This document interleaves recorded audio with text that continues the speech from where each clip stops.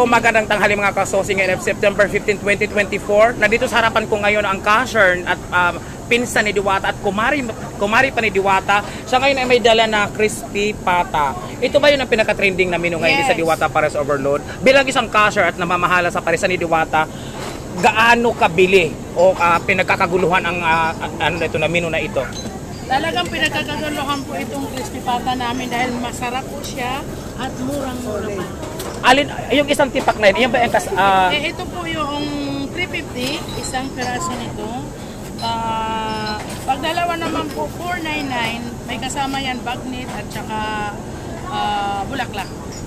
Sa halagang 499. Yes. Ali rice pa rin sa kami kasamang soft drinks. Soft drinks. Okay.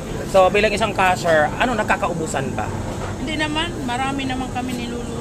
Oo, marami kayong stock talaga. Pero isang araw parang nagkaubusan, kagabi ba yun? Kasi bagong vlog po yun, kaya siyempre, dinumog agad. Dinudumog talaga.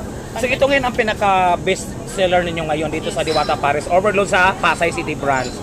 Oo. So ano masasabi mo na? Nag-trending na naman ito ngayon. Ano masasabi mo? Good luck sa mga basher. Ang galing, di ba? Ayan, dito na pala yung kinakain nila. Ayan na pa. Ma'am, hindi kumakain pa sila, sir. So kaya mapapansin nyo, nakausap natin ang pinsan ni Diwata at cashier dito sa Diwata Pares Overload sa Pasay City branch. Best seller ngayon ang crispy pata at saka crispy olo, no?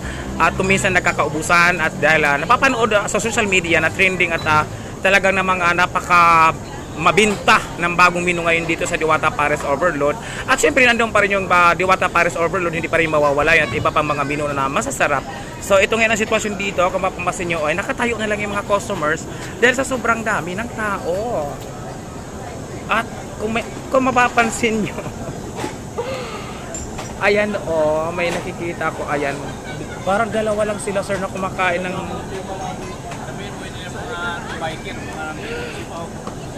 mukhang nararamdaman ko yung lutong. Grabe. Sir, pwedeng ko na lang kayo ng video habang kumakain. Ay, salamat. Okay. Ayan, pumayag si sir at saka si ma'am. Nakunan ko sila ng video habang kumakain. Welcome to my vlog, sir. Ako si Efrem Villegas. For the first time, may nakita akong customer na ganito ito ang kanilang in-order.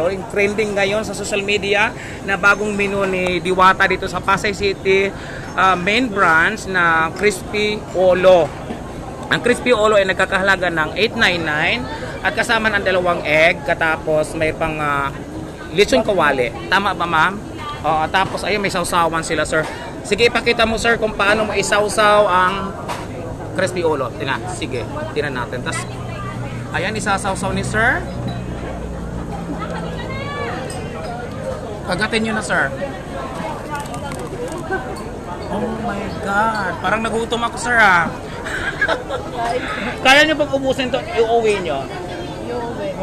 Mamaya kasi order din ako, pero yung mas maliit lang dito dahil kukunan ko lang ng vlog. Ako mismo yung kakagat, kaya eto, sarap, no? So, shout out kay Diwata, no, ang may-ari, ang CEO ng Diwata Pares Overload Pasay City branch. Maraming salamat sa nagkaroon ka ng bagong menu na ito na trending ngayon at saka pinag-uusapan sa social media. Itong menu na ito na nagkakaubusan daw sa dami ng umu-order, no, lalo pag gabi, araw ng Linggo at Sabado, ito ay kakaubusan talaga. So thank you so much, sir, sa oras ninyo, ma'am. Thank you so much. Ay, ano nga pala ang pangalan nyo, sir, para Hindi po. may ba kayong gustong i-shout out? Shout out taga Apilo. Okay, sige. Kayo, ma'am, mayroon din kayong gustong i-shout out, ma'am? Shout out, Loren. Okay, thank you so much. Mapapanood nyo pa ito, sa Diwata Pares Overload kasi vlogger naman ako ni Diwata. So pag search niyo na Diwata Pares Overload na mayroong 1 million followers mahigit, mapapanood yung vlog na ito. Basta yung pangalan, ako si Efrem Villegas. Okay, thank you sa oras nyo. Thank you.